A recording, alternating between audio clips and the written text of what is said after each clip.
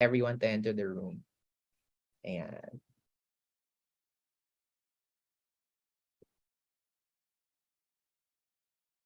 So, and before we start anything, good afternoon, everyone. Why don't you let us know in chat how you're doing? How's your day so far? Also, let us know where you're from.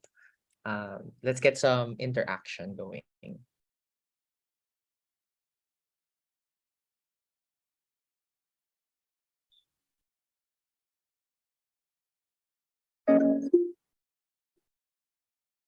Ayan. Okay. So ayan, we're getting some messages in the chat. Ayan, hello, Ma'am Estrelita from Splashport, Valenzuela. Hello, Joel. Hi, Luis. Luis pala. Hi, John Bartolome. Good afternoon, everyone. If you guys have any friends, colleagues who are interested in today's session, let them know that we're opening the room. Also encourage them to join the Zoom room since there's more benefit. You can interact with us. Because if not, if di kaya ng bandwidth, just know that we're also streaming. We're streaming live on, I believe, Facebook, if I'm not mistaken. And good afternoon, Janine. Good afternoon, Nomer. Okay, I'm loving that you're also telling me where you're coming from. Si Janine is coming from Quirino Memorial Medical Center. Also, Nomer, baka magkasama pa sila. Good afternoon, everyone.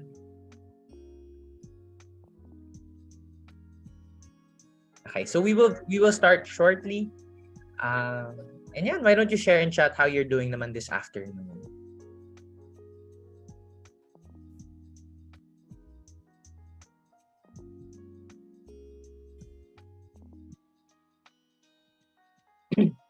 Hi, Glenn from City College of Angeles. We also have Angelica from QMMC. Mukhang marami kayo coming from QMMC. Good afternoon, Miles from Xavier University College. And good afternoon, Theodoric. You have a very interesting name.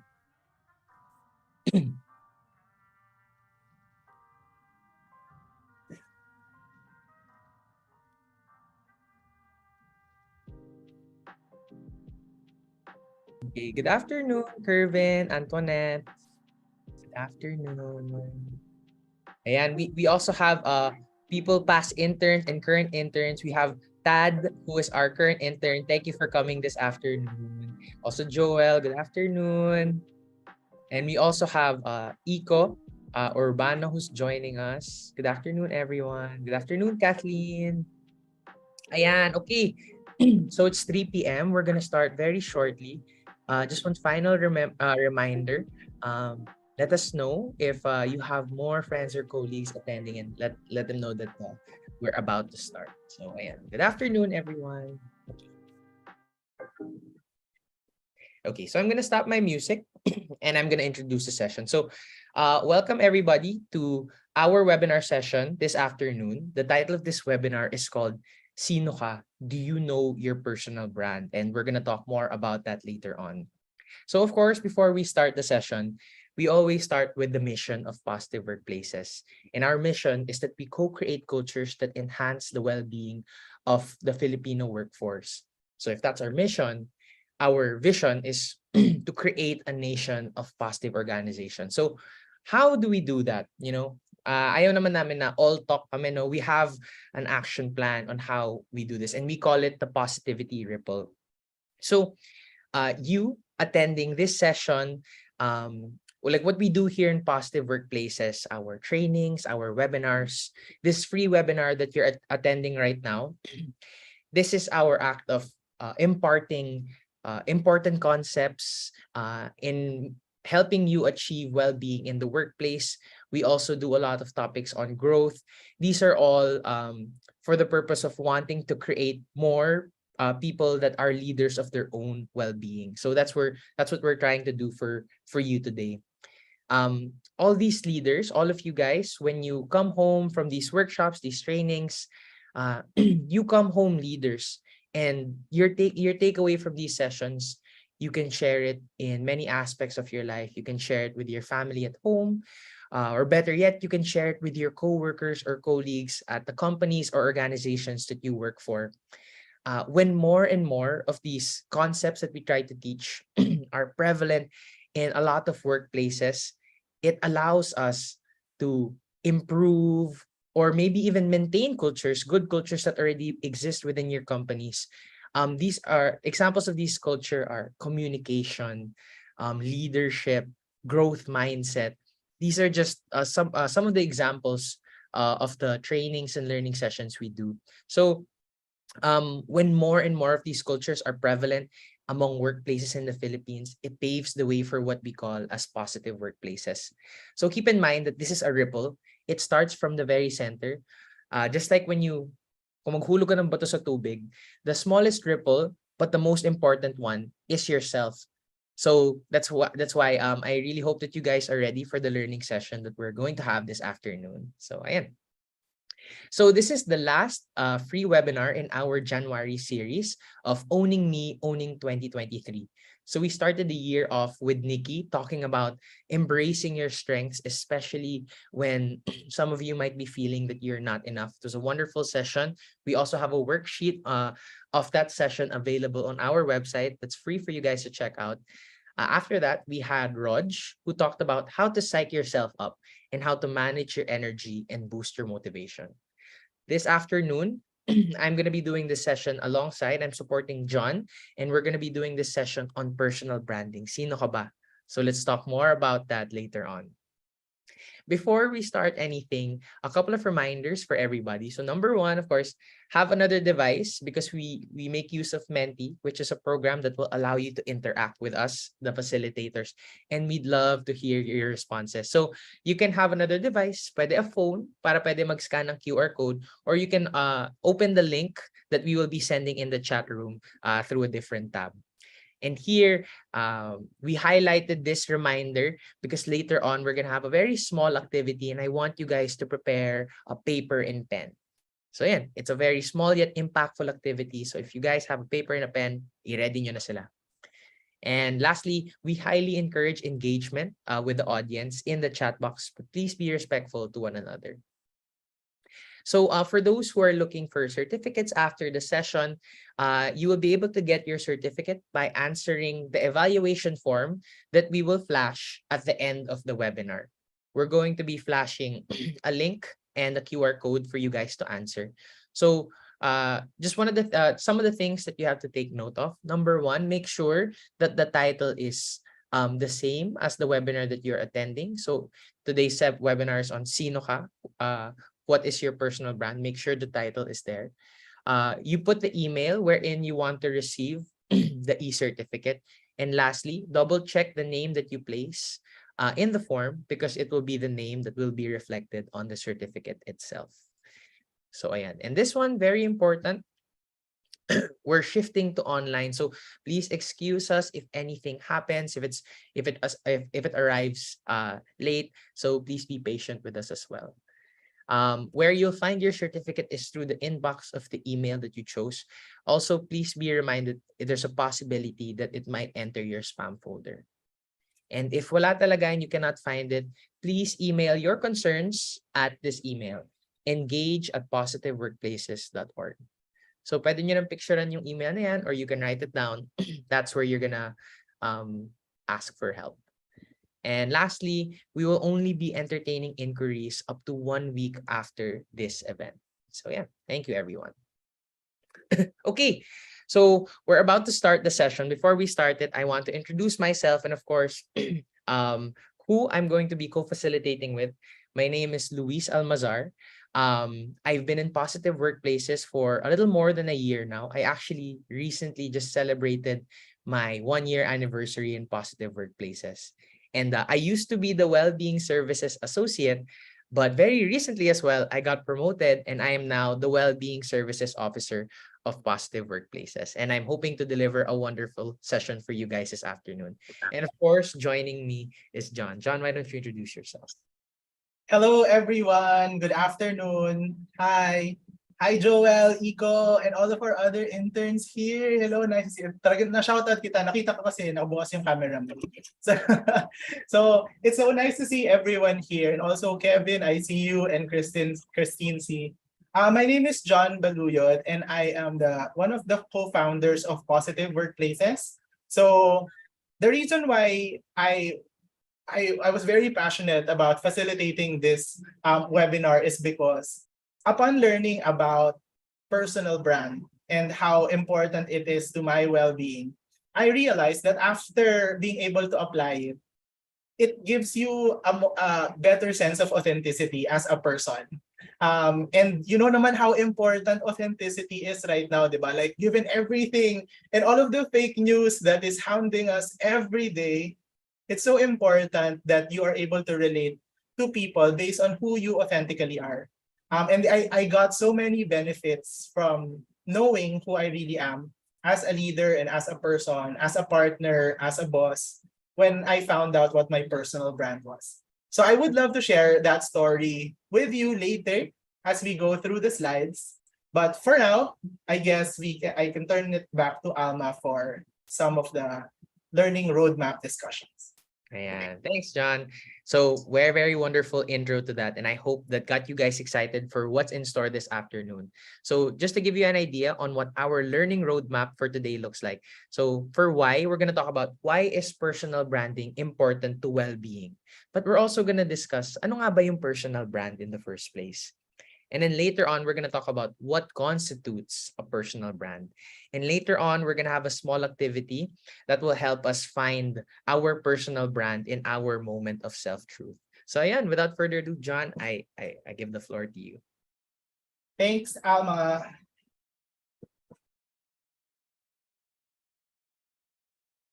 All right. Okay. Can you see my slides now? Yes. Amazing. All right. So, good afternoon again, everyone. We will start muna with what is branding. So that we have a common understanding of what really it is, no? Siguro one of the things that we would like to share with you is we will not talk about branding in the perspective of marketing. We're not going to make you influencers here. We're not marketing experts. We are well-being experts. So we will take a look at it in the perspective of why is personal branding important to your well-being and your possible success in the future?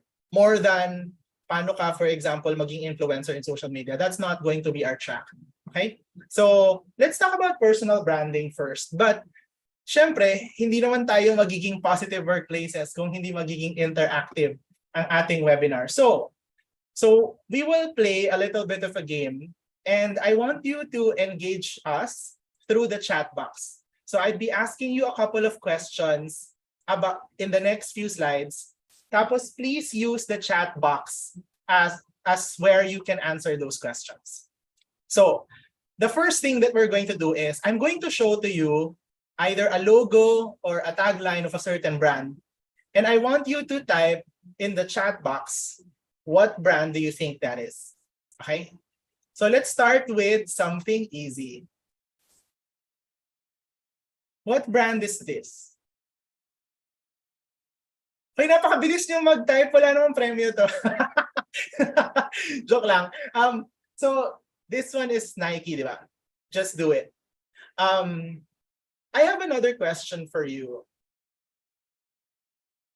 For those people who buy Nike merchandise, why do you buy their stuff?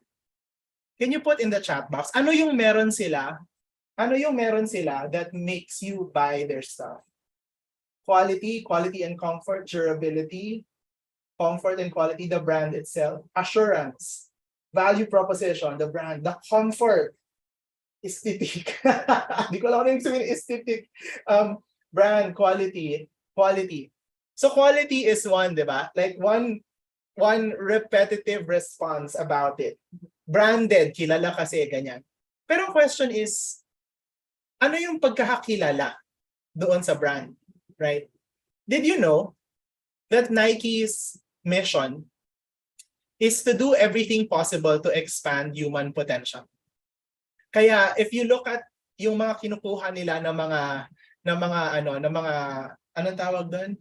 Mga models or endorsers. Yeah, yung mga kinukuha nila ng mga endorsers, di ba? So yung endorsers nila like sila Serena Williams, ganyan. Yung you know that they're trying to break barriers and they're trying to expand human potential. Because for instance before, very few women are in tennis, right? Pero world class tama si Ferdinand. World class athletes yung kinukuha nila because they want to show that they can do everything, that it's possible to expand the human potential. And a lot of people, when they see those advertisements, di ba they resonate with the brand. They suddenly want to buy the brand, di ba? They suddenly want to purchase and be part of the experience. That is an example of what a brand does, right? When you feel like you belong with the mission of the brand, that means that the brand is good. Diba? It has an effect to the world. It has a good effect on the world that you want to be part of because you believe the same thing, right? So let's go with the next brand. Okay? So type nyo ulit. Ano sa tingin nyo to? What brand do you think this is?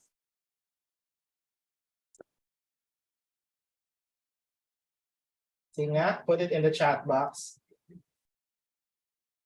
Ayan na, yung mga may iPhone, napakahuhusay.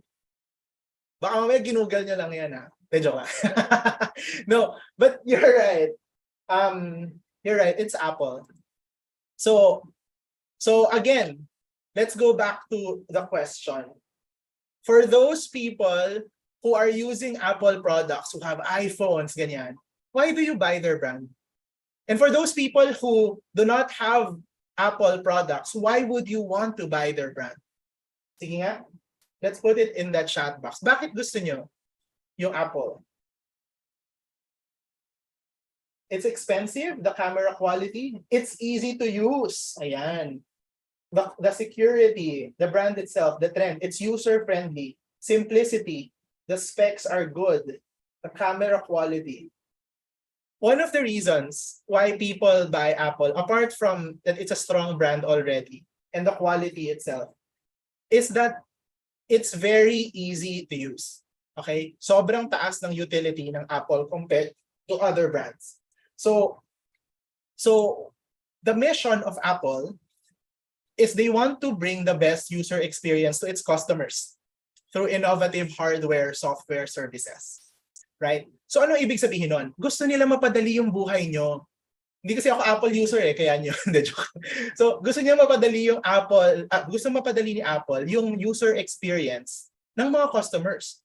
Kasi I used to have an iPad and grabe, sobrang dali niyang gamitin to the point na yung pamangkin ko na 3 years old, kayang-kaya niyang i-navigate yung iPad na luma na yun ha, like ano na yun, parang ano yata yun, parang iPad 2 pa yata. Hindi ko alam. Basta sobrang tanda na ng iPad na yun. Pero ang bilis-bilis niyang na-navigate kasi matibay, tapos ang dali mong malaman kung ano yung gagawin mo in order for you to get to the function that you want. Ganon ka user-friendly. Ganon kataas yung ease of use ng Apple. So people who understand that, gusto nila maganda yung user experience, magaling dapat yung functionality, they resonate with Apple. Diba? It wasn't just because it was trendy. It was because that strong brand of user experience, people believe in. So kung nakikita nyo, branding is about sharing certain beliefs and values, right? Alam nyo ba, na ang original na definition ng branding is not a marketing implement. Okay? Saan unang ginamit ang branding? Sa baka. Sa baka. The origin of branding was in Mexico, where they brand cows so that they will know what farms those cows belong. So it wasn't so that they can market the cows. It was so they will know where the cows belong. So where I'm getting at here is, it's very important for us to understand that branding is a tool for belongingness. Whenever you know your values, you start to see the people who have the same values as you and who appreciate you through those values. Okay? Imagine niyo 'yon. Imagine niyo 'yon. Meron kayong mga personal value. For example, ako, competition yung isa sa mga personal values ko. Sobrang tuwang-tuwa ako when I'm surrounded and validated by people who love competition. Right? Kasi that's my tribe. That's where I belong. So branding is a lot of it is about belongingness. Let's go to a personal example. A tao na example. Sino ang makakakilala dito?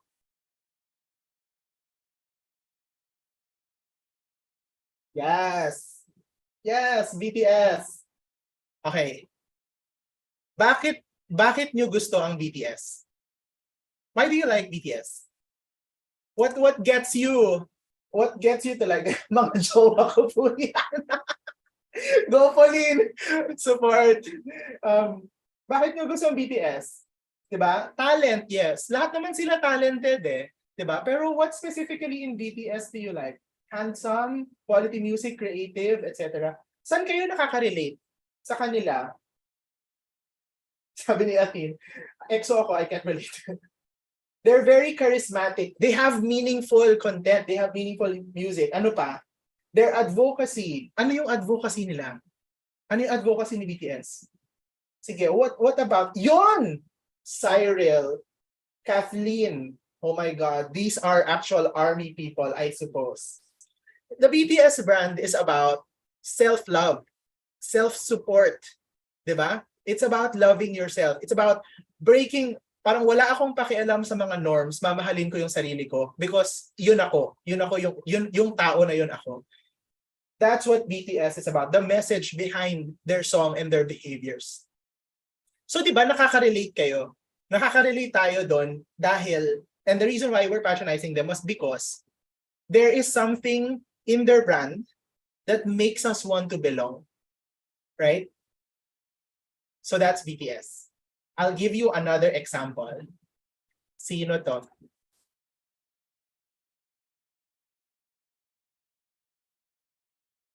Yes. I love her so much. Like I follow her in all of the platforms. I follow her in Twitter, I follow her in Facebook, ganyan, etc. Bakit kayo fan ni Mimiya? Sige nga, bakit kayo fan ni Mimiya? Chill content, dalagang Filipina content, Jeje girl, relatable, funny, kalog, relatable, genuine. Right? One of the strong brands of Mimiya is good vibes. Diba? She's a source of good vibes. Pero ano yung pinaka good vibe, yung source niya ng good vibes? You try to notice si Mimiya, she's trying to make light of the serious issues of life. Diba? Pinagkakatuwaan niya, reverse niya yung mga sobrang nakaka-trigger na mga moments in life. Tapos she makes them funny so that people will be able to accept it. So it's a little bit of positivism, authenticity na character. She ridicules. For example, alam mo yung Monday na naman. 'Di ba meron siyang video na Monday na naman. tapos umiiyak siya. O kaya yung hinahampas niya ng unan yung may Monday motivation ka na ba? Tapos hahampasin niya ng unan yung mukha mo ganon or yung cellphone. So, yon, work po tayo, work po opo. She is trying to ridicule the serious things in life to give us some good vibes. So, yun yung isa sa mga reason. She's using that humor and authenticity to relate with us na tayong nasistress sa buhay. Okay? So, going back, and this is now getting me to the definition of personal brand. No? This is from Simon Hammond. Ang sinasabi dito, ang personal brand daw is your relevant truth. Your relevant truth. Your relevant truth meaning ibig sabihin a truth or a belief that is very valuable to you. Okay? A truth or a belief that is very valuable to you. So that is what a relevant truth is. Like for example, sa akin, A relevant truth for me is I love empowering others. I love the sense of competition. Kaya gustong-gusto kong nanonood ng mga reality TV, ng RuPaul's Drag Race, ng mga singing competition, ng mga kahit na Love Island o kaya yung mga ano yun, Too Hot to Handle, mga ganyan. Because I love competition. I love excellence. I love empowerment. That for me is my relevant truth. That is my value. Okay, that is one of my values. So the question here is, what is your relevant truth? Because that will be a source of your personal brand. Okay? So the continuation of this definition is, personal brand is your relevant truth in a world that constantly manufactures lies. Kasi we all know naman that sobrang dami ng information and fake news around, that it confuses us already about ano ba yung totoo sa atin, ano ba yung totoo sa mundo. Okay? So we will help you a little bit more on how to get to the exercise of getting to know ourselves better through our personal brand. So una, bakit importante ba muna yung personal brand? Why is it important to our well-being? So we'll give you an acronym for that. The acronym is BRAND. So the first one is B. The personal brand makes us feel more confident. Diba? Pag kilala natin yung sarili natin, pag kilala natin lalo yung sarili natin, mas nagiging confident tayo. So, for example, ako, hindi ko pa alam yung mga strengths ko dati, and yung mga values ko dati, and yung mga beliefs ko dati. So, hindi ako masyadong confident kasi parang, why do I exist ba? Alam mo yun? What's my contribution? Ano yung ambag ko sa mundo? Parang ganun.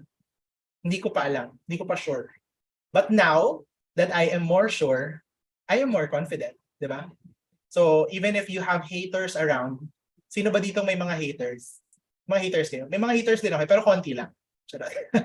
So si Alma yung isa doon. Joke. So di ba minsan ang hirap-hirap to sometimes wake up or go to your everyday if you have haters around. Pero if you have a very strong resolve kasi kilala mo yung sarili mo, we become more confident. We become more confident because of that knowledge and belief of knowing who we are.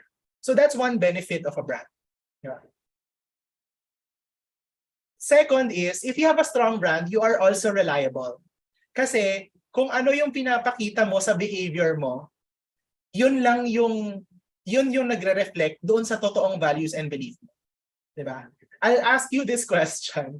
Sino dito yung merong boss or ka-office mate na sinasabi nila na ganito sila pero sa totoong buhay yung behavior nila hindi ganon? Like for example, sinasabi nila na, hindi, approachable naman ako eh. Feeling ko approachable ako. Tapos maldita pala siya. Hindi pala siya ganun ka-approachable. Meron ba dito nun? Do you know anyone who's like that here? You don't have to name names kasi baka mamaya nandito rin sila sa room. Pero sino ba, Alma? Tinatanong na ako dyan. Alma, ibubut na kita dito sa room na. So di ba there is a lot of secret sabi ni Jonas. Secret. Di ba minsan, if hindi mo kilala yung brand mo, medyo may konting delusion doon sa this is how you know yourself, but this is not how you are coming across for other people. So that means that you are not reliable.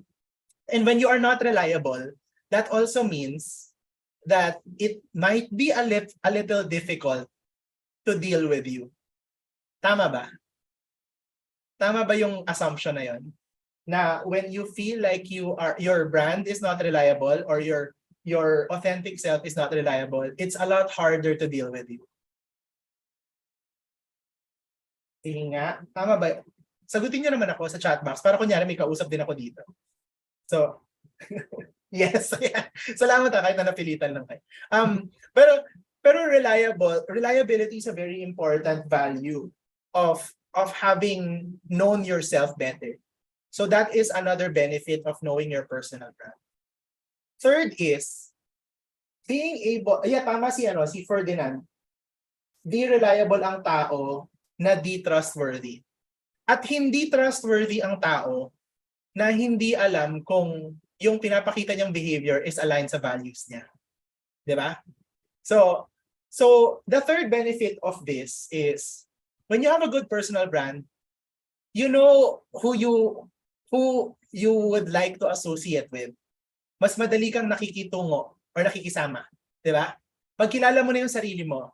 Like for example, there was a time nung hindi ko pa kilala masyado yung sarili ko, sinubukan kong sumali sa mga iba-ibang groups. Tapos sobrang nalulungkot ako. Sabi ko, ba't parang sobrang detached ako dito? Ba't parang lahat silang matatalino, ako hindi? Sumali ako sa group nung nandun ako sa college, sumali ako sa group na parang lahat silang matatalino. Tapos parang hindi ako makarelate. Sabi ko, ay, ang value nila intelligence. Beauty lang yung ambag ko. So, joke lang. Mukha naman hindi, di ba? pero when you know your value and you know your personal brand, it's easy to know how you can associate yourself with others. And at the same time, alam mo rin kung sino yung pipiliin mo na ipapalibot mo or natin sa sarili natin. Kasi hindi naman lahat ng tao kapareho ng paniniwala or belief or value na meron tayo. Di ba? So napansin nyo, pag lalo nyo sinosurround yung tao, yung sarili natin, ng mga tao na hindi align sa ating brand, ano yung experience? Ano yung experience nyo pag ganun? Diba? Anong experience, kunyari, you try to force yourself to be with people who don't believe the same things that you are experiencing or valuing. Tama, you feel out of place. You feel stressed. Diba? You feel like you do not belong. You will feel alienated. I totally agree. Diba? You feel uncomfortable. So the question is, why would we subject ourselves to that experience?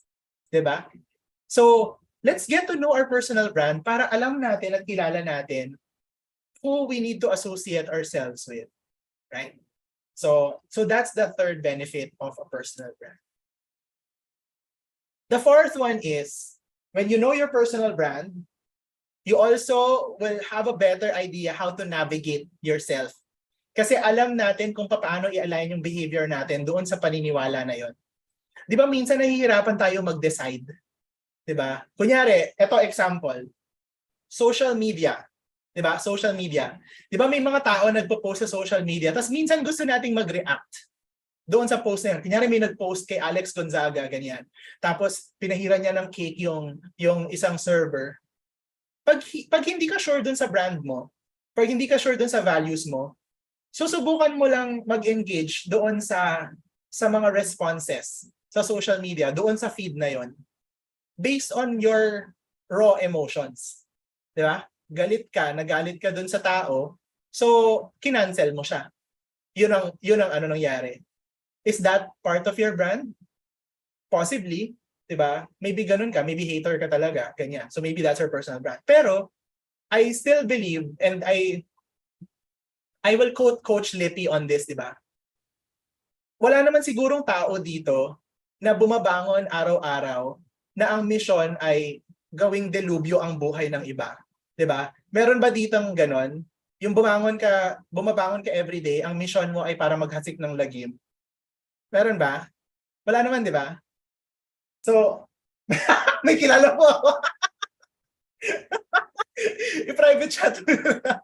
I-private chat mo na lang. Si Alma daw. Andito yung haters ko dyan. No, pero let's go back to the idea. Lahat naman tayo,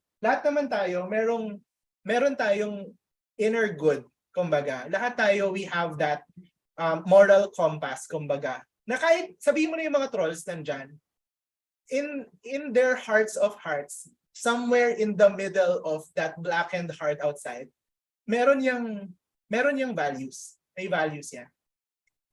It's just something that they need to align and realize. When you have your personal brand intact, it's easier to navigate. So kahit, for example, nakikita ko yung mga hateful posts online, iisipin ko pa rin, ano ba yung values ko? Hayaan ko ba na yung anger ko will guide how I will respond to a certain post? I won't, di ba? I will be careful with how my brand and my values are, because if I make a mistake na hindi aligned yung behavior na yon sa brand ko, then I will be inauthentic. I will be just like what other people will say. Sinasabi lang niya na mabait siya. Sinasabi lang niya na considerate siya. Si John, oo, yun na nagtuturo ng compassion culture, pero sa totoo, hater talaga yan. 'Di ba? Parang ang pangit.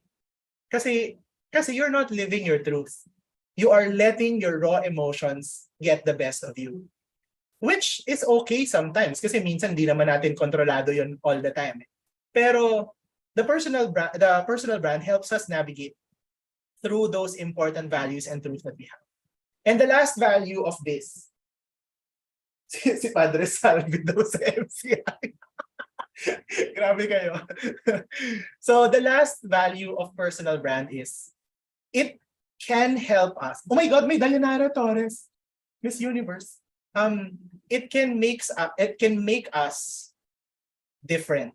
Diba? It can help us differentiate. Pag alam nyo na yung inyong core personal brand, pwede nyo magamit yon, or pwede nating magamit yon to make us ano tawag doon? To make us stick out, 'di ba? So that we can be better than others. We can be more known for our personal brand than other people. Kaya kayo may mga influencers. Kasi kilala nila yung brand nila and alam nila kung sino yung market nila, where they belong, sino yung nagpa-patronize sa kanila. And they also know how to act in line with their brands. So those are the 5 benefits of personal brand. Sabi ni Ferdinand, yes, may direction at compass ang buhay. So personal brand is one example of that compass. Now, let's go to the what. What constitutes a personal brand? Sige, tanong ko muna kayo sa chat box. Ano sa tingin nyo yung mga elements ng personal brand? Sige nga, paano mo malalaman na may personal brand ka? Ano dapat yung meron? Can you put in the chat box? Consistency, authenticity, uniqueness, lifestyle, consistency, values and beliefs. Ayan, tumatama tayo. Confidence, individuality, personality, originality, beliefs and strengths. Very good, Doliosa. Relatability. Yes, Iko, that's correct. Uniqueness, value that you deem important, your purpose, your uniqueness. So we will go there to your responses. Okay? Kung ito yung definition ng personal brand, according to Simon Hammond, there are 3 elements to personal brand. Belief, okay, which is your relevant truth. Second is belonging, which is your tribe. Sino yung naniniwala sa'yo? Sino yung kapareho mo ng mga values? Sino yung pwedeng mag-celebrate with you whenever you become successful because of your values or because of your successes? And the third is your behavior. Okay? Yung mga action mo ba naka-align doon sa iyong beliefs? Right? Doon sa iyong core beliefs. So, what we're going to do is we're going to go through this up until the end of the webinar, but I will give you a tool first that we can use in order for you to realize what your 3 Bs are. Ano yung belief, belong, and behavior nyo. And this tool is called the moment of self-truth. So this is an introspective exercise of taking a look at that very memorable moment of your life, okay? Very memorable moment of your life where you were able to use your talents and skills and values to create an effect, to create a positive effect on anyone, on your community, on the world, on your family, on your company, on the country. Your talents and skills creating an effect. So some of these moments are a challenge that you overcame, and a lot of people celebrated with you. A lot of people who believe the same as you celebrated with you to overcome that challenge. An ordeal that helped you to get to know yourself better. Okay? A story that you will never forget that you always catch yourself telling other people because you think that that moment defines who you are. Okay? And something that you often think about. So this story could be a lot of moments in your life. But the defining thing about this story shows the best version of yourself. Okay? This story shows the best version of yourself. So I will give you an example. My moment of self-truth is when I ended my term as the president of the Philippine Society for Talent Development. That is one of my moments of self-truth. So I will tell you why, pero I want you to think about yours na. Pero I will tell you why this is my moment of self-truth. Alam niyo po nung bata pa ako, well, when I was growing up, I already started to figure out that I'm gay. Diba? Hindi naman halata, di ba? Hindi halata ngayon. Mas hindi halata nung bata ako. Kasi yan. Yan, that's who I was when I was growing up. Di ba? So hindi halata na bakla ako nung bata ako.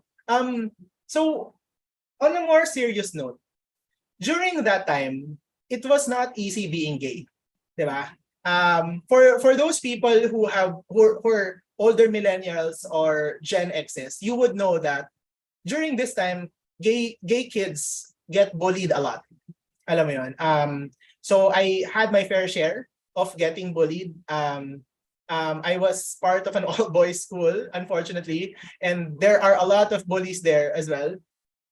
So growing up, knowing that I might be gay already was a very traumatic experience. So ang nasa isip ko nun, and an additional information about me is, I found out sometime in high school that my IQ, my intelligence, is just average. Okay, average ang intelligence mo. So ang nasa isip ko nun, bakla ka na nga, average pa yung intelligence mo, tas hindi ka pa kagwapuhan, ano yung mabuting imidudulot mo sa mundo? Parang ganyan. So alam mo yun, I was in that state of mind when I was growing up. Kaya lang competitive ako eh.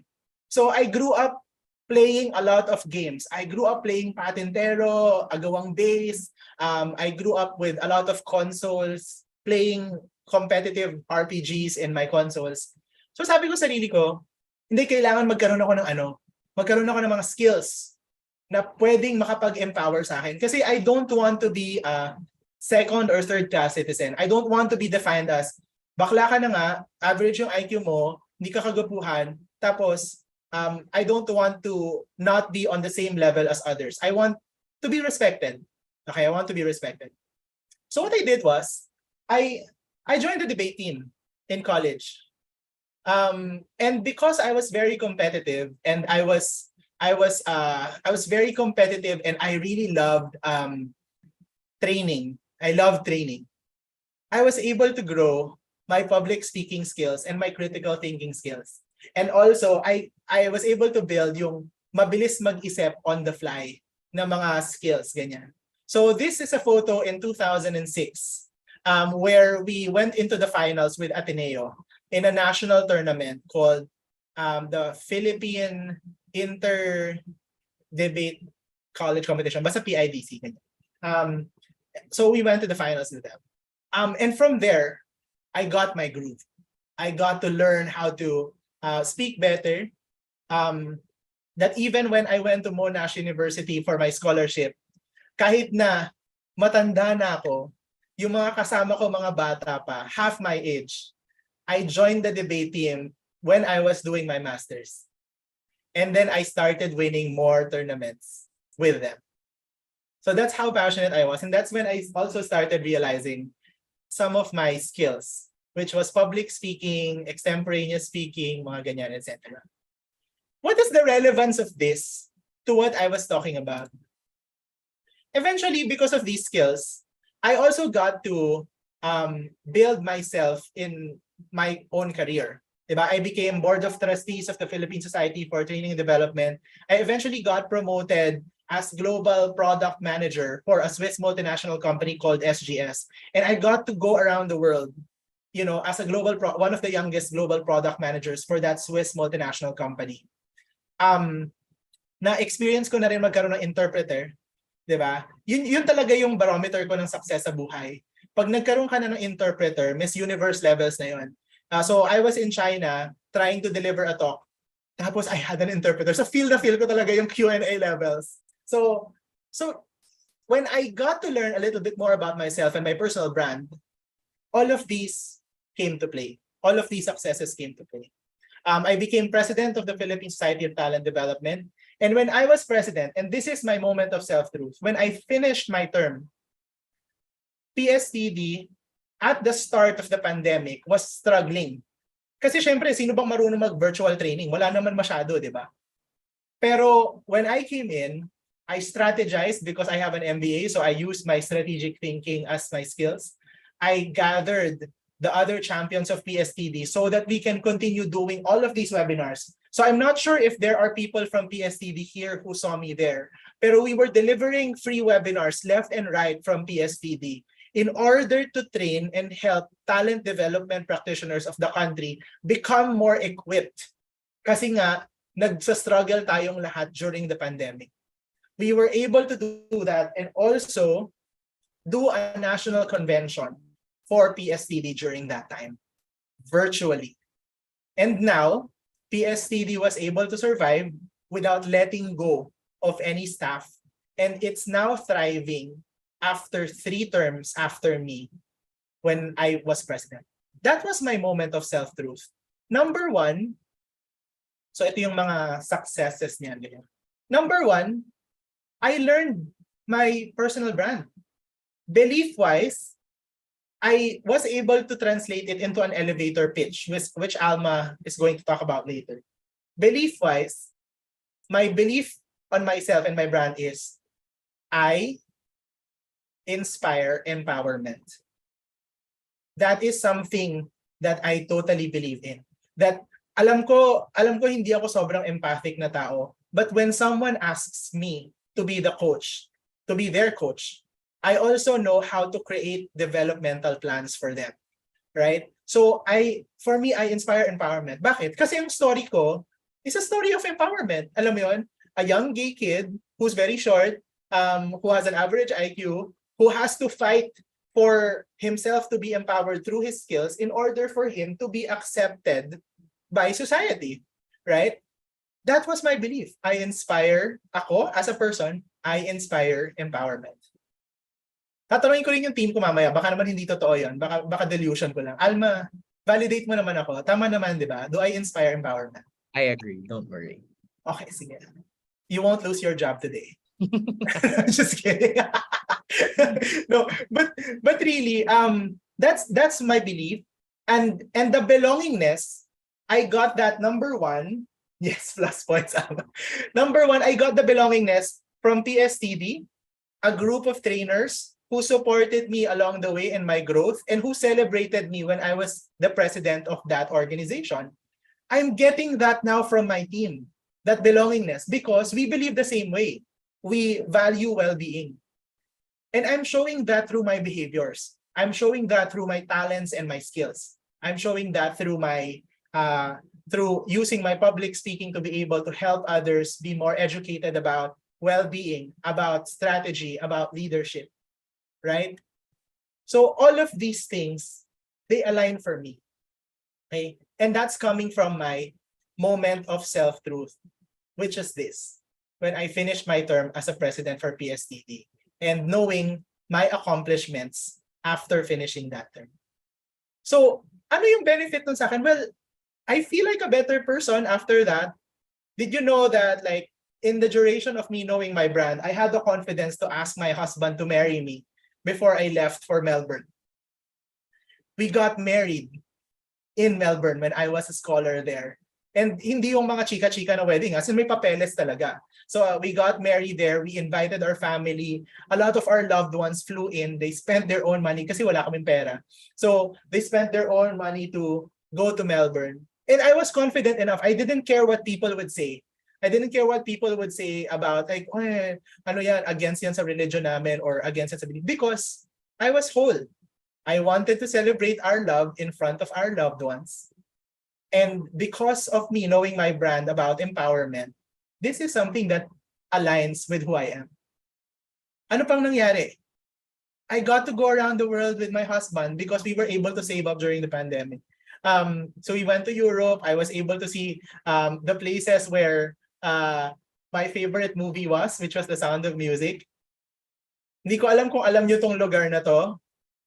But this is a very popular place in a Korean novella or a Korean series. Sige nga, tingnan natin kung kilala niyo tong lugar na to.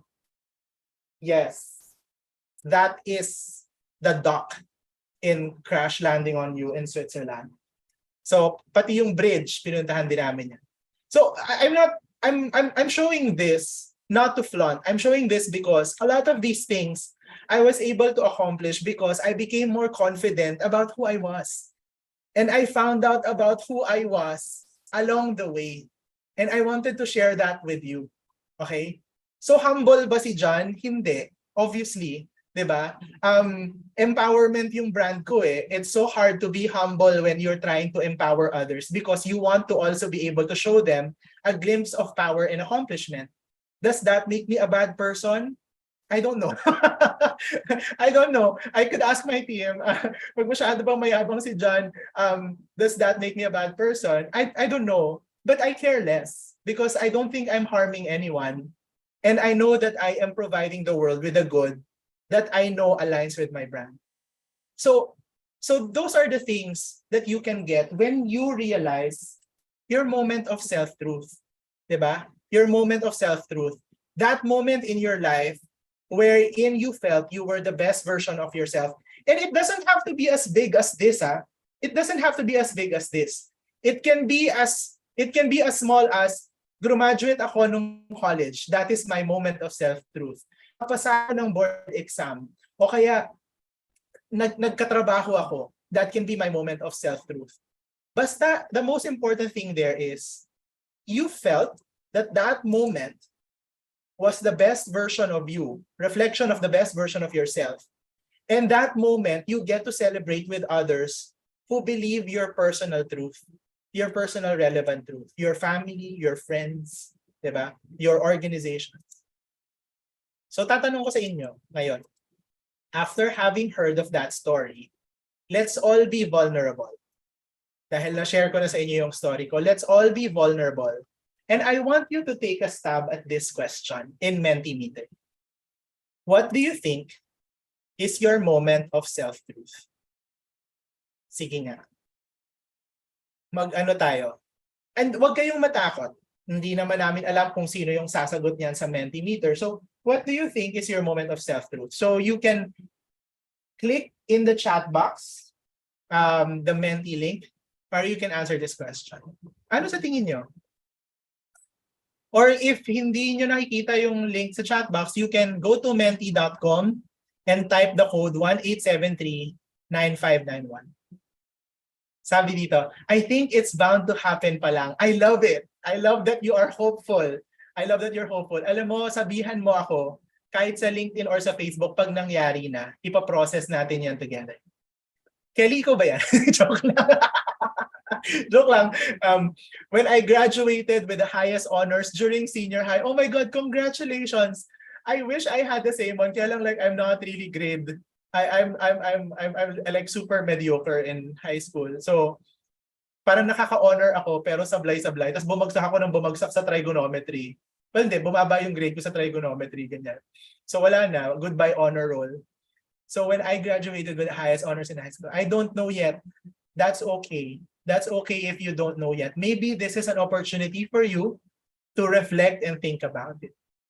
Coming soon, sabi. I'm close to finishing my thesis. Pwede yan, pwede yan.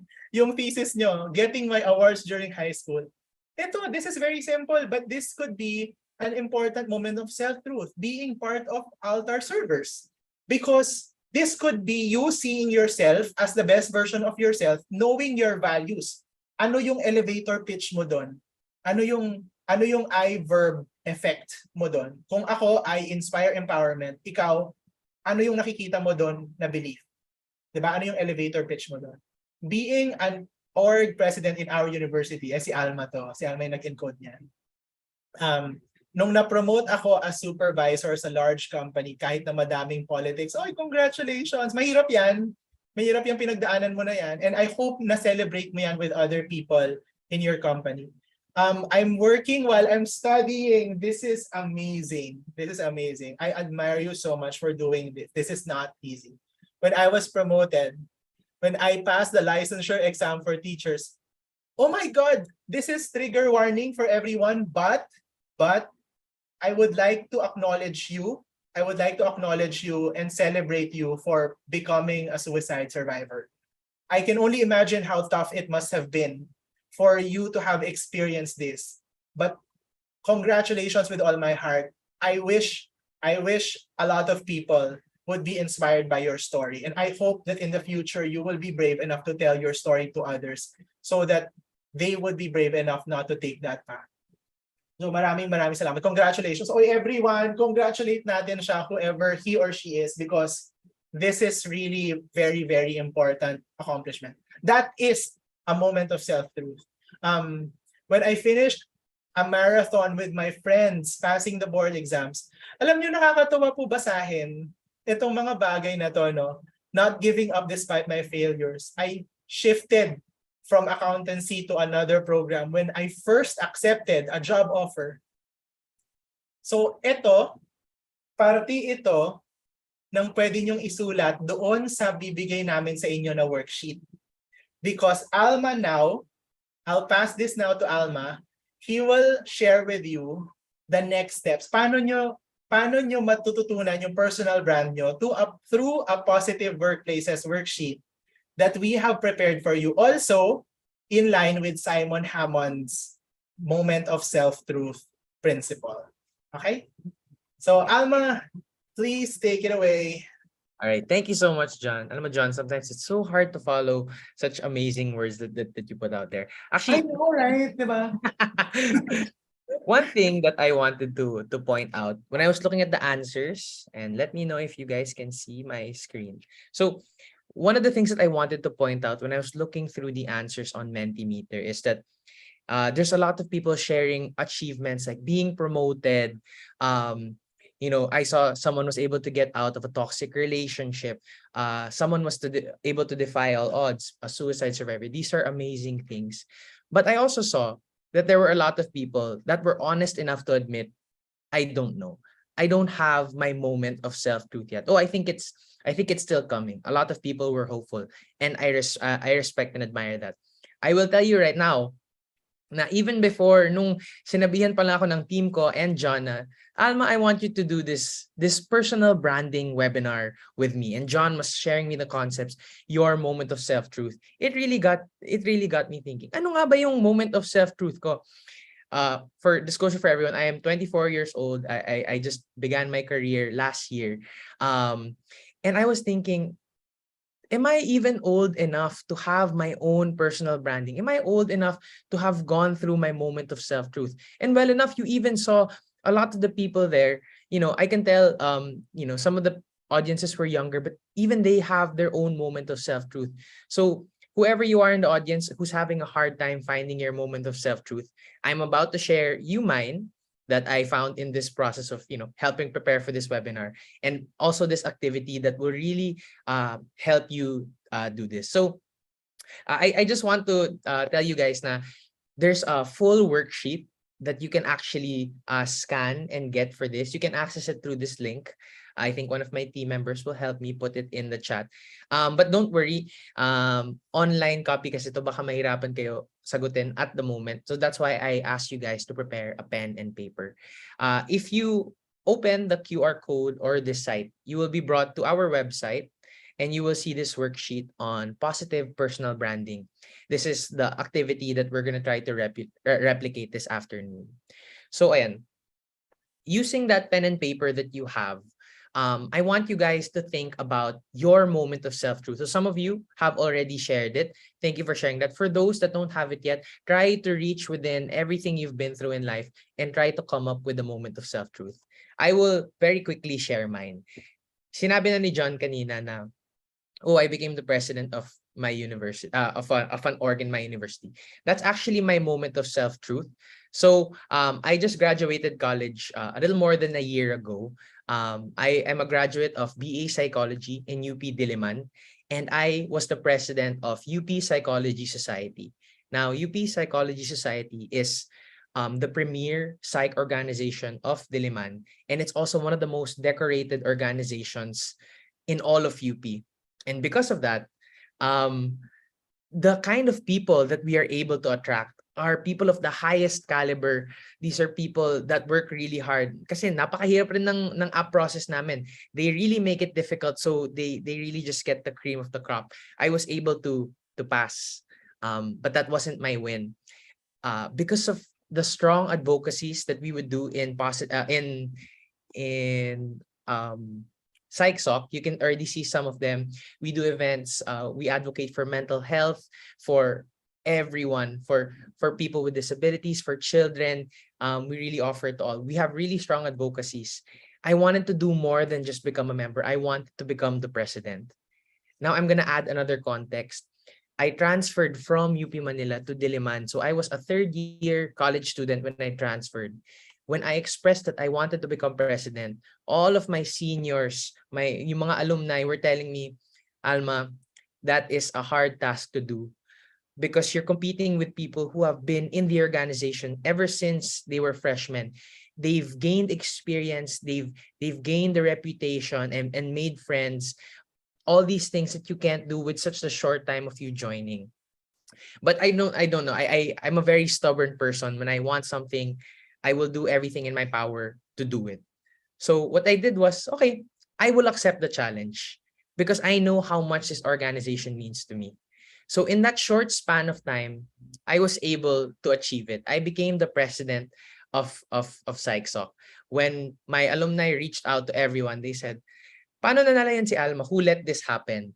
I received overwhelming support from everyone, and especially from those that I was very close with. And what they told me was that the reason why people voted for me is because I really empowered them. I find myself to be a very confident person, but then my confidence doesn't make other people shy away. My confidence is the type that I want to encourage people to even be more confident, to put themselves out there more. Because I know in my life, when I put myself out there and I embrace my confidence, it only means good things for me. I'm able to achieve the things I'm able to achieve. So that brings me to now the pen and paper activity that I want you guys to do. Just like how John said, his elevator pitch is that he empowers people. John, am I correct? Inspires. I Empower. inspire empowerment. Yes. So my verb is inspire. The benefit is empowerment. So that is the belief that I have, at least for myself, as far as that part of the B is concerned. Ikaw, Alma, like what do you think is your elevator pitch? My elevator pitch is I encourage confidence, not just within myself, but but the people around me. So I want you guys to write that on your paper. And if you're open enough, why don't you send it in the chat box right now? Let's make this interactive. What is your elevator pitch? What is your belief? Take note, ha? Take note of the benefit. Usually the benefit is one of your core values as a person. So for example sa akin, empowerment. 'Di ba? Empowerment yung benefit ko kasi I've always wanted to be empowered as a child kasi that is my way to produce equality for myself, 'di ba? And respect. So that for me is my value. So that's why I inspire empowerment. So your benefit usually is your value. Your verb usually is your behavior. Okay? Ano usually yung ginagawa mo in order for you to get that benefit or effect. So let's try that out. Let's try that out. So Almas is I encourage confidence. Sige, let's try to see what other people will write about ano sa tingin niyo yung elevator pitch. Ayan, Alma. And for June, she says it's I assure integrity. Is it integrity at work, anywhere in life? Thank you for sharing that personal branding of yours. John, I also wanted to share a personal branding of one of our team members, Nikki, the co-founder of Positive Workplaces. When she did this elevator pitch, for her, it's I build resilient teams. And it's amazing because this is something that all of us in the team feel. Nikki helps us feel listened to. She makes us stronger. So she's really living out her personal branding. Ayan, we can have simple elevator pitch beliefs like this, like yung Alvin, na, I enjoy being positive. Yeah. Your benefit can be a person, a group of people. Maybe your personal branding is related to your family always. Like I saw someone a while ago, sa moment of self-truth. My moment of self-truth is that I am studying while working because I have to provide for my family. It can be your benefit is that you want to provide for your family, and that can be your personal branding. And I like what you said, Alma, na if you're having a hard time doing your elevator pitch, think about your moment of self-truth. Diba? Think about, ay, ba't ako lang naka-spotlight? Think about your moment of self-truth. Kumbaga, for example, in my case, my moment of self-truth was when I became president of PSTD and I finished my term. That's the reason why I was able to get the elevator pitch of I inspire empowerment. Because apparently, that's what I did. Diba? That's what my best version of myself did for other people. Alma, ikaw, like how do you think this is related to your moment of self-truth? Because in my moment of self-truth, when I found out why people had voted for me, why I won against my opponent, it's that I emanated the confidence. They knew that I was confident in my abilities. But even more than that, I found that they said that in a lot of the teams that I had worked with, we did so well because I boosted everyone's confidence. I made them believe that they were more than what they were. And that's the kind of presidency that they were looking for. So that's really why it's so in line with my moment. I also want to share what people are sharing in the chat. So we have si Winlin who motivates positivity, si Marian who shares vibrant energy, Christine who demonstrates perseverance, Teresa who shares her knowledge with others. These are very also, Hadir, Alma, very, very nice. Show understanding to people that didn't find it. Wow, that's a very powerful brand. Diba? That's a very powerful brand to have. What else? Yeah. So for the others, feel free to write yours. If you are shy, send it to us in a private message in the chat box. We will still read it, but we will not say your names. So that we can have this activity and encourage others also to try to find out what is their belief, what is their elevator pitch, that first B in the 3 Bs. Diba? What is their elevator pitch or their beliefs? Ayan, we have more. And some are linked to some advocacies. Yan. I promote acceptance towards neurodivergent people. Thank you so much for sharing. I enjoy working. I strive for family. Thank you, May and John. And I aspire continuous self-improvement. Yan, learner ang strength niyan sa Gallup likely. Yung aspire for self-improvement. Yan. I encourage resiliency when we are experiencing trying situations very in line with what we're all experiencing. I motivate by being positive. These are all such wonderful answers. These are really wonderful. I think we can go to the next one para like they can relate all of the 3 Bs of the personal brand worksheet. No? Yeah, ito na yung last by Kevin, one of our consultants. Thank you for coming. I promote good governance. And we know you do, Kevin, and we support you for it. So ayan, for those who weren't able to share your thinking about it, that's okay. Really try to look for that moment of self-truth. Try to find the essence of it so you get to that belief. So next naman, I want you to think about your tribe. John mentioned this. Ba't ka naman sasama sa mga tao that don't believe in you or who don't share the same values as you? In my experience, I associated with everyone because I knew that everyone in the organization more or less shared the same hopes and dreams for the organization. And I shared with them my plans. I surrounded myself with them as opposed to my competitor at the time who really stuck to himself. He had the years of experience, but then he did not reach out to people. So it's really important that you surround yourself with the people who appreciate you and your beliefs. So yeah, let's share in the chat. Who are the people, who is your tribe that helps you, live out your personal brand? Ikaw, Alma, who's your tribe? Who who do you surround yourself with that aligns with your beliefs? So since I'm already graduated from college, but my personal brand stays the same, that I encourage confidence, my tribe are my coworkers right now. Also my friends and family who I'm very connected to, because who I am when I'm at work and who I am when I'm at home, it's the same. I always try to empower people through confidence. Let's see Yeah. what people are saying. So ayan, we're getting answers from Ira, who's family friends. Ginny also says family and friends, myself. Alyssa also mentions her coworkers. That's great. That means that you're in a place where you can live out your personal brand. So I'm proud of you for that one. My interest, coworkers and family. Si Iko said interest organizations. That's where I found also my one of my tribes, like the debate org that I used to join, right? Yeah. And I think, John, it's also important to note, you mentioned na why would I surround myself with people that don't share the same values as you?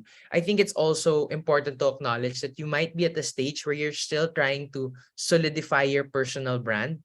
So you end up finding people that can strengthen that brand of yours. You learn That's from a others. very, that's a So very good point. That's a very good point. When you don't know your beliefs yet, or you're not yet sure about your most and your elevator pitch or your belief, sometimes you end up associating with people who apparently do not align with what your beliefs should be or what your beliefs are. So that's a very good point, Alma, really. That's why sometimes we still feel alienated with other people around. mm, Kasi hindi pala sila yung match doon sa belief na yun. I, I want Pero dito, mukhang mag-sa'yo ako. I want to point out some unique answers. Sabi ni Kevin, mga matitinong tao sa gobyerno. Alam niyo, I don't make any rash decisions immediately after this, but try to reflect. Try to reflect also. Kasi ako rin eh. I mean, there was a time when I was part of a certain organization that didn't make sense to who I was. Diba? It didn't make sense to my skills, diba? Alam mo, huwag ka masyadong mag-isip, baka mamaya umalis ka. Joke. Joke lang. No, but that's true though, di ba? Like sometimes we start thinking about how everything aligns so that it supports the belief better. Kasi when we are surrounded by people who support our beliefs better, it's so nice to celebrate wins with those people, right? Mhm, mhm. Ayan, Yes, friends who are there through thick and thin, o di ba? very beautiful. Ayan. Okay, thank you so much for sharing. So let's move on to the last one. So we've talked about your belief in your belonging. The last one is now your behavior. What do you do that helps you live out your personal branding? It's split into two things. So what talents and skills do you use and possess? If we're going by my example on how I won my presidency, I always found that I was more of a public speaker. I liked speaking in front of audiences. I also have a way of persuading people. I'd like to think, no, John, hopefully ma-validate mo ko. Feel ko naman may charm ako. Kaya mo kinuha for sales, di ba? Sige, pero i-validate pa rin ako. No, pero So, really, I mean, it's true though. If you look at Alma, like at a very young age, for someone to have this level of confidence to speak in front of what, 300 people, 'di ba? This is not easy, what he's doing. So you can sense that there is that confidence and level of charm. Alam mo, mas charming pa si Alma in person if you see him in person. Like he's really insanely ang top strength niya in Gallup strengths is Woo. Tama, di ba? yes, Top yes. strength is Woo. So that's why like he was able to bring so many sales for positive workplaces. Ang dami niyang nabudol. Kumbaga, ganun yung strength niya. Joke lang, joke lang. Baka may kliyente kami dito. Hi, Christine. Yeah. So thanks for validating me, John. Yun tama. I want you guys to think about the talents and skills that you have. Share it in the chat also. How is it in line with your personal branding? What are those? What do Oh, you what are think those? are talents and skills that you, kasi at this age, it's almost impossible that you don't have any talent and skill. Kahit na pagkanta yan, that's still a talent and skill. What do you think are those talent and skills that you are using 'Di ba? That translate to you creating an effect to others. Ikaw, Alma, apart from your charm, ano pang naisip mo na talent na meron ka? I think I have one, and I'm able to apply this in a lot of aspects. I am told that I can make a room, I can make people feel very at ease. Yeah. And No, I that's think, true. yeah, I think it's like a nurturing strength of mine just because I want to build confidence. It's hard to build confidence when the person that you're trying to work on doesn't feel confident or comfortable around you. So Yeah. I Yeah, so parang yun talaga yung focus ko, is like to make the person comfortable, and I feel like this creates many opportunities for me. Yeah. And I'm going to extend that talent of yours, Alma, to the next one, which is the behavior. Like, for example, a talent of yours is making people feel easy. The behaviors that come with that is the way you are serving others. Like, for example, when we are in an R&R, ganyan. Tapos, magluluto ka for people. So you make people feel at ease because you are cooking for us, diba? You are cooking for your team and serving us food. And that is a talent and a behavior that comes hand in hand that makes people feel more confident when they are around you. Right? So, ako naman. Joke lang. Doon para ako Basahin natin yung mga tao sa ano. Basahin natin yung mga answer ng mga tao doon sa chat box. Ano yung mga talents na nakikita nila sa sarili nila that make them create an effect that is aligned to their beliefs? And I want to compound this question. So think about what talents and skills that you have that contribute to that personal branding of yours. And while you're at it, isipin nyo na rin, ano yung mga activities or engagements that you do that help live out your brand? Yes, correct. Ayan. So, meron Wow. dito. So, of course, Flores says leadership skills. Ayan, Ayun, sabi ni Miss si Nerissa, Berniza, sabi niya, having good vibes. having good vibes. Yes, for Miss Cheerful. Ayan, we have Iros, public speaking, charisma, leadership, sociable. Carla with her intrapersonal skills. Hadir, I can make people talk about things that they didn't know that's inside of Oh, them. that's such a great talent, no? Yes. Kathleen, active listening, a skill that all of us need to start improving. Everyone Yes. has to be a good listener nowadays, making people feel seen and heard. Cyril says, I make people feel supported. John, you want to read Kevin's? Evans, I help people reframe their thinking by asking them how what we do supports the people we should serve. This is such a philosophy major statement, Kevin. But I totally see this in you. I do. I see this in you. You have that capability to reframe other people's thinking. Feeling ko that's a talent that not a lot of leaders in the Philippines have because we have always been customized to think a certain way. Alam mo yon, because our cultures are so strong. So ikaw, you have the capability to change people's mindset and make them believe a certain mold. So I think that's a very strong talent to have as a leader. John, I have one nagsend siya, direct message. So I won't say the name, but this person has leadership and they're a good listener because they handled 500 youth leaders with different values and beliefs when it comes to governance, but they were able to direct them to one goal, which is cooperative relationship. So amazing, amazing That's stuff. Thank you for amazing. sharing. Congratulations to you as young as you are being able to lead 500 leaders, youth leaders like that. That's such an amazing skill and talent. And I'm sure it aligns with your personal brand kasi you know it. Good vibes daw, Alma, sabi ni Jernaf. Jernaf. And something so simple as that, that's possible. Pwede yan. I Wala can bang make nagsasabi dito ng funny? Bakit? Alam mo, ang humor, sobrang laking talent niya na. Meron bang funny dito? Kasi yes. talaga, sobrang galing. Like for example, Vice Ganda made a living out of humor as a brand, di ba? Like, she's an insult comic and she knows all, she's a very quick wit. So yung mga ganong klaseng skills also can... Especially in our culture, no, John? In the Filipino culture, humor is such a strong talent and trait to have. Ay, sabi ni Shini, funny lang talaga ang bag ko sa MND dyan. Go, go, go. Mabilis maghugas ng pinggan. Oy, dexterity yun. No? Yung paghugas ng pinggan. Brand is what a person is best known for. Ayan, very good everyone. Thank you so much for humoring us in that. Yeah, So, thank you. yeah. So, Alma, can you show that slide that shows the whole thing? Yan.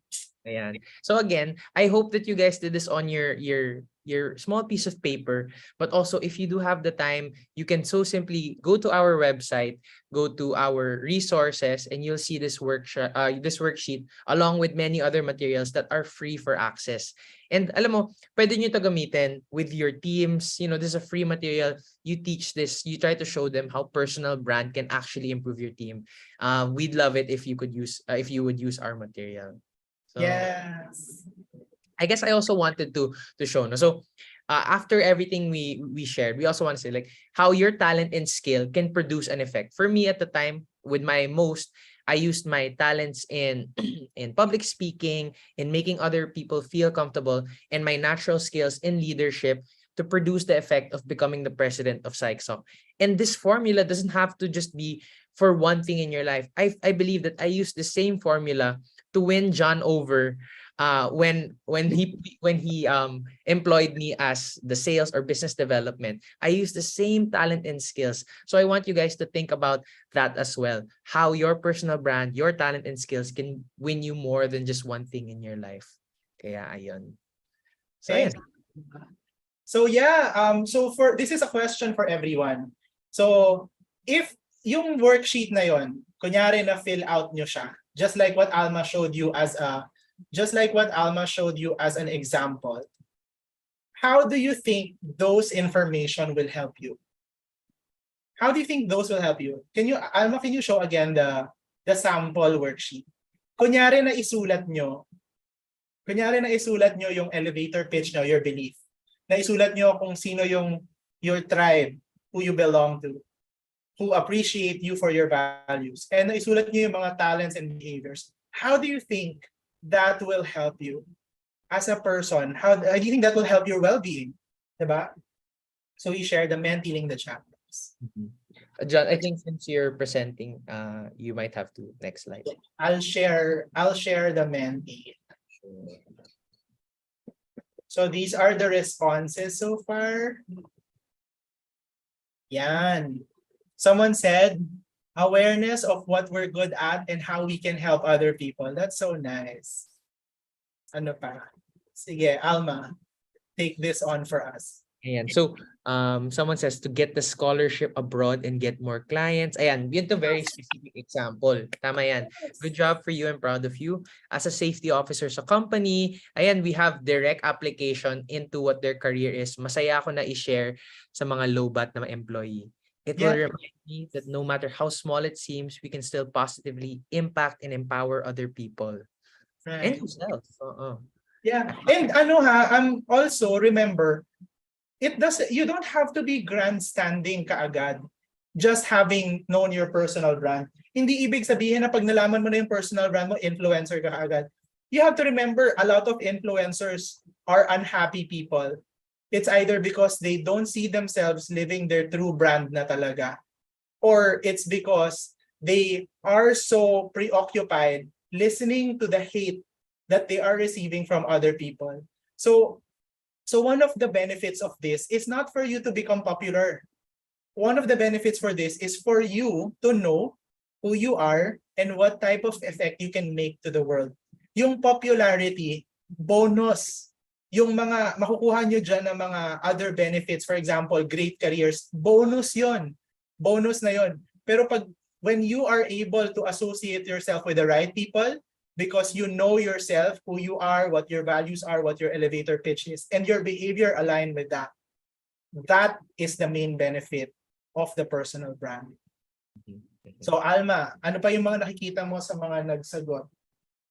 Ayan.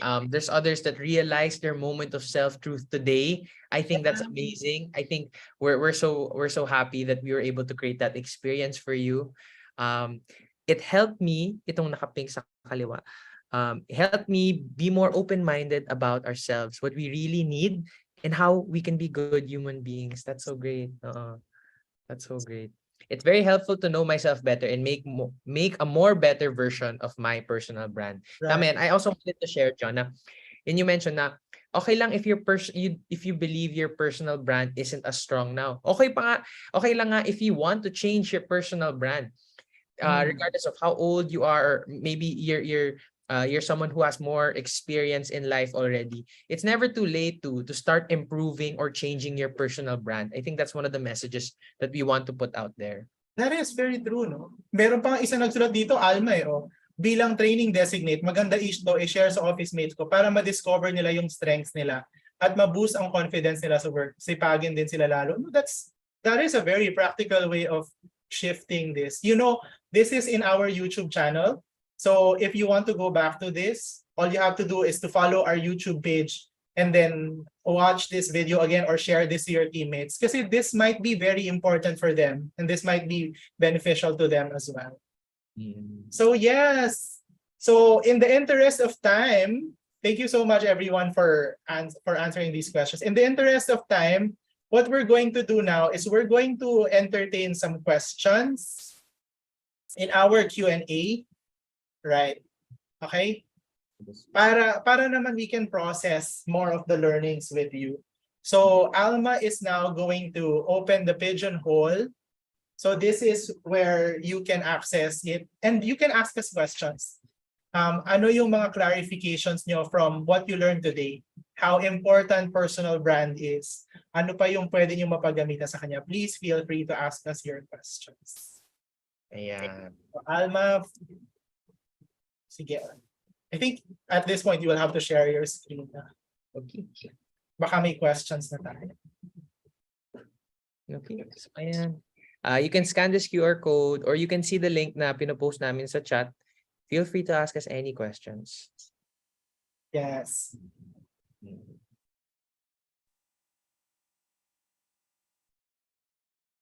Napagod ako. Sobrang dami nung ginamit natin na adrenaline. Nagpawisan ako bigla. What questions you might have in relation to the topic para we can have this conversation elevated even more. Yeah, we are reserving this segment for you. Yeah, the link is in the chat box. Ayan. Okay. We have a question. Strength po ba yung di marunong magalit? Kasi being next in line, gusto ko po maging open sa akin mga magiging staff ko if ever. Hindi ba weakness yun as a leader po? John? Talent yun, hindi yun strength. Talent yung hindi ka marunong magalit. Kasi talent is an inclination. So it's your natural inclination. Nakalakihan mo na siya, lahat ng mental faculties mo and your, anong tawag doon? Neural connections psychologically have built yourself to be a person na hindi marunong magalit. But a strength is when you are able to use that talent for a certain effect or benefit or achieving goals. So for example, hindi ka marunong magalit, inabuso ka ng inabuso, so ang naging effect is negative, hindi mo na-achieve yung mga objectives mo, then that is a weakness. Okay, that is a weakness. Pero if you're able to use yung talent mo na hindi ka marunong magalit, so sobrang approachable ka sa mga tao, tas natutulungan mo sila sa mga objectives nila sa buhay o kaya sa trabaho, that becomes a strength. Kasi what happens is you become a coach, right? You become a coach or a counselor for them. So it becomes a strength when your talent is something that you can utilize to make a certain positive effect, impact, or achieve a certain goal. Okay. Do you want to add something there, Al? No, I think you answered that very well. We have a question here with 3 votes, but I actually have gusto ko na itong mga question na ito na I think we can answer very quickly. Is it possible po ba na maging paiba-iba ang personal brand? I think we mentioned this earlier. Yes, you can change your personal brand. It's also highly likely that you're gonna have multiple moments of self-truth in your life, possibly. Kung like at what stage of your life you're going to be. Like for example, I just did 1 year in my career. I feel like there's still some more moments that I could call my moment of self-truth. So with that, my personal brand can still change. So, ayan. What do you think, John? Yeah, I agree. I think your personal brand can still change depending on certain important life experiences that you might encounter. But I believe though that at this stage in your life, you would already find certain values that are non-negotiable for you that could be the foundation of your personal brand. Kasi, like for example sa akin, hindi ko naman na-realize na yun yung brand ko nung nangyayari yung story na kunento ko sa inyo. I realized that recently. Okay, because I understood what personal branding meant. I realized that in 2020, when Simon Hammond shared that concept to us. So in retrospect ko siya na process. So feeling ko nagbago-bago yung personal brand ko. Pero my values, the core values were actually there already. It just took some time for me to realize what really that brand is. And it's possible that my brand could even change, diba? It could be better, that it could be more aligned to what my behaviors really are. So it's possible that your personal brand could continuously change. Yes. Okay, John, let's answer this 3 votes by popular siya. What are your advices with people dealing with existential crisis and people who still don't know or have no idea what their personal brand is? Oh, that's a very easy question for me. Take as many strengths assessment as you can. There are 3 ones that we are using. So may libre si Via Strengths, Via Character. May libre si Strengths Profile. Pwede nyo i-take yun. Pwede rin kayong mag-take nung may bayad, which is what we also have in Positive Workplaces, which is Gallup or Clifton Strengths Finder. So the thing about it is, if you get to know yourself better in your strengths, you get to also know your values better. Kasi most of the strengths are in line with certain values. Like for example, my top value is significance in Gallup. So, my top strength, talent team pala, is significance. So ano yung value ko sa significance? Empowerment. Yun yung pinaka-connection ko dun eh. The reason why I love empowering others is because na satisfy niya yung talent team ko na significance that I am making an impact in the life of other people. So I know myself better when I took strengths assessments. Basta make sure lang siguro that you try to talk to people who are experts on strengths para matulungan kayo to coach you. Kasi those are tools for self-awareness. So mas maganda if you can be coached by someone who knows how to process strengths better. So yun, that's that's one of my most low-hanging fruit na tips. Kasi pwede mong i-take yun libre online and get to know yourself better and then just continue learning from other learning sessions. Ikaw, Alma, what do you think? No, I think you're able to capture the essence of that question very well. Okay. Saka I have another response pala.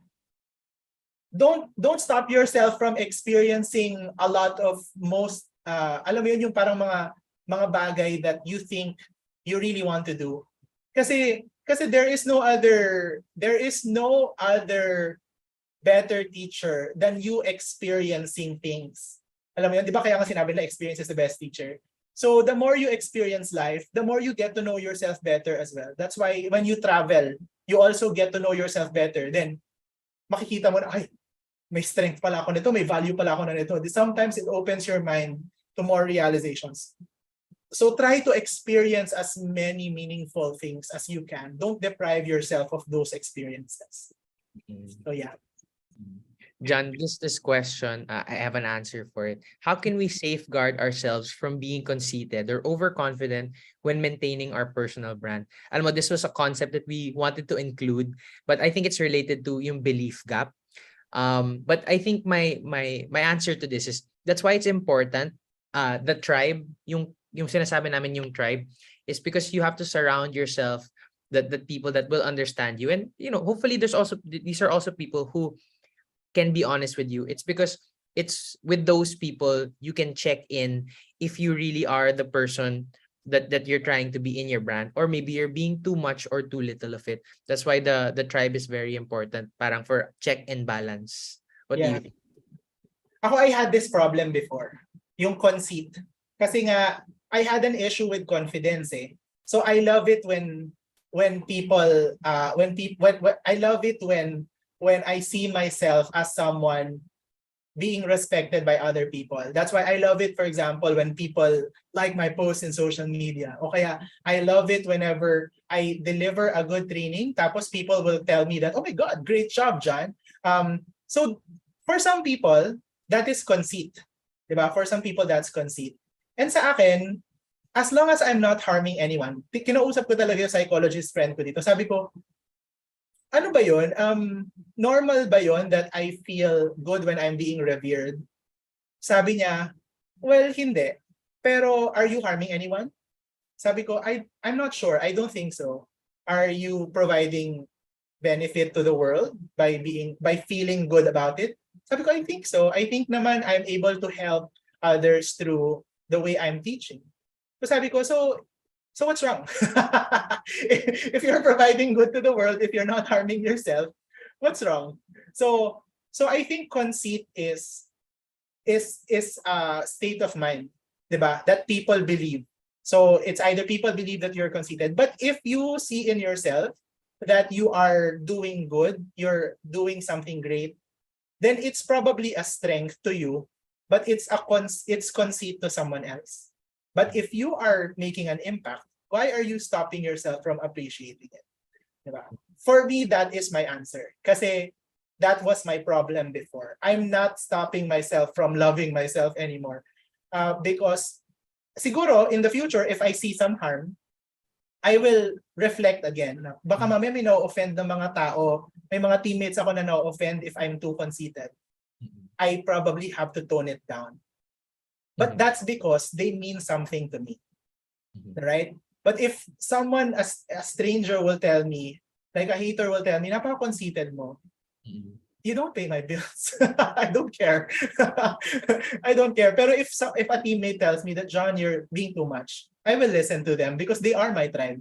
They align with my values and I belong to them. So for me, that is my answer.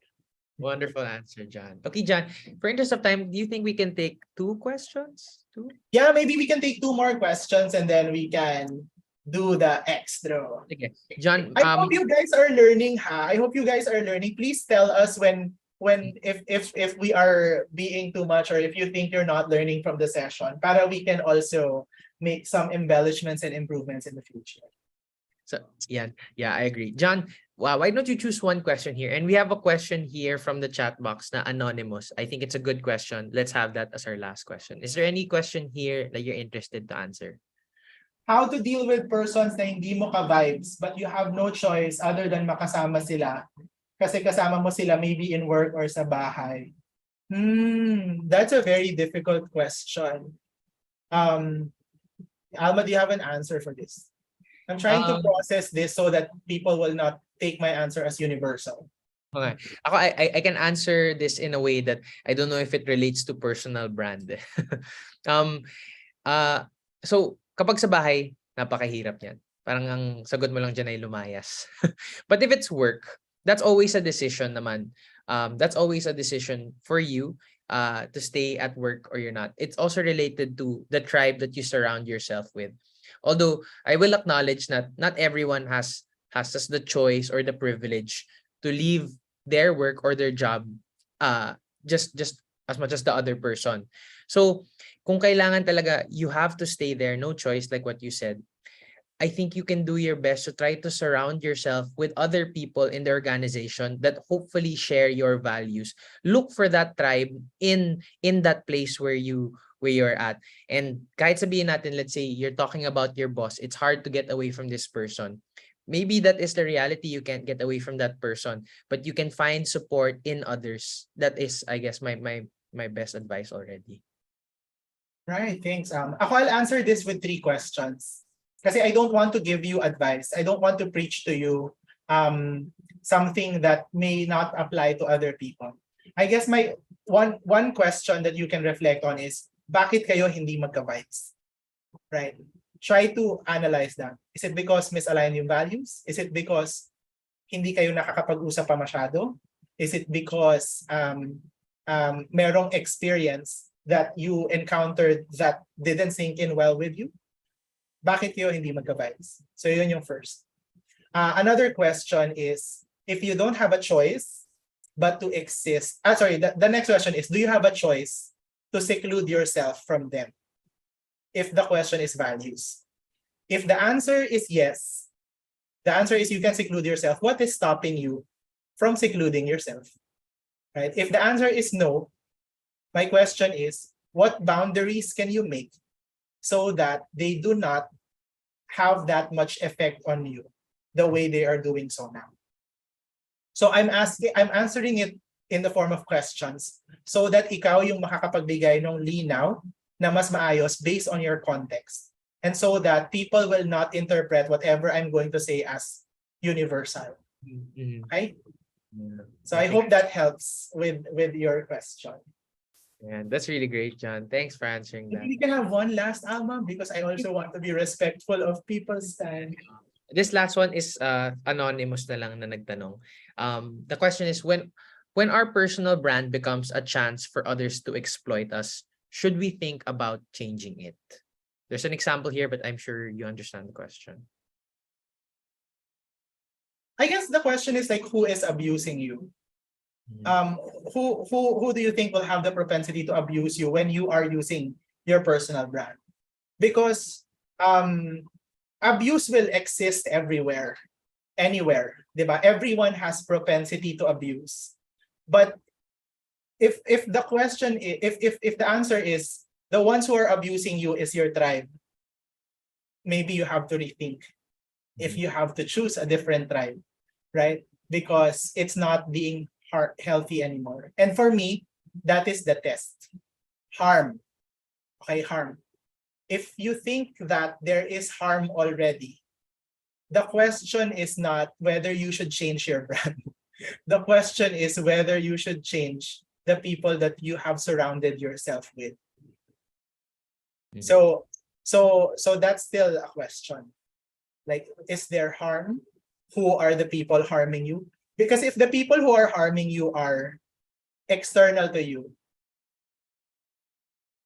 tapos they do not have any relationship to what you do in life, I will follow what RuPaul said. What RuPaul said is, pay them no mind if they do not pay your bills. So for me, if they're not your tribe, if they're not related to you, then who the hell cares, right? I mean, if they're trying to abuse you. Pero if they are close to you, if they are your tribe, then you start to rethink if you are still in the right one. So yeah, that's my answer to your question. Harm is always a good test of whether or not things are still right for you. All right. Well answered, John. Thank you so much for that, John. And I want to thank everyone also that put out questions. You know, for time, we wish that we could answer all your questions, but we also have to respect everyone here in the room. So, John, maybe you want to share our last couple of slides. Yes. So first of all, this is going to be our topic. These are going to be our topics for February. So our theme is breaking free from toxic workplace cultures. And the first topic is learning to say no, communicating your needs. Yan, very important yan kasi being able to create your boundaries. The second topic is favorite nyo to, how to deal with toxic bosses. Yan. And the third topic is taming your inner critique, practicing self-compassion in the workplace. So these are going to be our topics for next month. Alam ko po na sobrang gusto nyo to at hot nitong mga topic na to. This was a product of brainstorming of our team. And sana po para kasi nga po we're still confirming the speakers for this. Please follow us on Facebook para po pag lumabas yung announcement makapag-register na po kaagad kayo. We are thinking of making our limit 500 kasi medyo mahal po yung Zoom. So susubukan po namin na 500 na lang po muna yung limit ngayon. So mag-una-unahan po muna kayo doon sa registration. Please feel free to share. Follow us on Facebook and then wait for our announcement para makuha nyo po kaagad yung announcement nung free webinars. And then ask your teams to register kaagad kasi nga pag naubusan kayo ng slot sa 500, pasensya na lang muna kasi dahil recently nasa 300, 400 lang tayo, we are trying to save up muna in Zoom kasi nga free yung webinar. So please make sure that you register first and you share it first. So thank you so much everyone. Ipa-plug ko lang po, hindi po sa amin yung personal branding na 3Bs na content. At saka yung Moment of Self-Truth is from Simon Hammond. So meron po siyang book na B Brands at saka CEO of Earth. If you want to buy it, all of these are in Amazon. So please make sure to search him then. And then, of course,